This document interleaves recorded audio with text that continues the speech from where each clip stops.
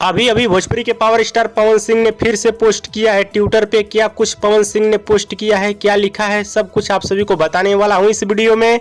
तो वीडियो को लास्ट तक देखते रहें और जो लोग मेरे चैनल को भी तो सब्सक्राइब नहीं किए हैं वो लोग कर लें, क्योंकि हमारे चैनल पर भोजपुरी का हर खबर सबसे पहले आता है। तो दोस्तों, कल भी भोजपुरी के पावर स्टार पवन सिंह ने बाबुल सुप्रियो को लेकर पोस्ट किए थे, लेकिन आज भी पवन सिंह ने एक पोस्ट किए हैं।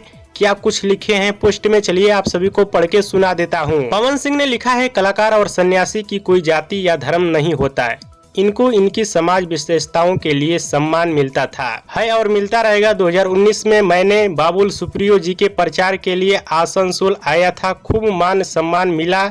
आखिर 2024 में बाबुल जी की ऐसी क्या मजबूरी रही कि जो मुझे बदनाम करने के लिए फर्जी चित्रों का सहारा लेना पड़ा। आपने संगीत को भी धोखा देने का कार्य किया है, पूर्ण रूप से टीएमसी के नेता बन गए हैं, दुर्भाग्य। यानी पवन सिंह के कहने का मतलब यह है कि कलाकार का कोई जाति और धर्म नहीं होता है और 2019 में हमने बाबुल सुप्रियो का चुनाव प्रचार किया और खूब मान सम्मान मिला, लेकिन ऐसी क्या मजबूरी रही जो कि बाबुल सुप्रियो ने फर्जी फर्जी फोटो डालकर मुझे बदनाम कर रहे हैं। हाँ तो दोस्तों, भोजपुरी के पावर स्टार पवन सिंह के इस पोस्ट का मतलब यही है और अभी कुछ देर पहले पवन सिंह ने इस पोस्ट को पोस्ट किया है। बाकी इस पोस्ट के बारे में आप सभी का क्या कहना है नीचे कमेंट बॉक्स में जरूर बताइएगा। वीडियो पसंद है तो ज्यादा लाइक करें, कमेंट करें, शेयर करें, सब्सक्राइब करें। धन्यवाद दोस्तों।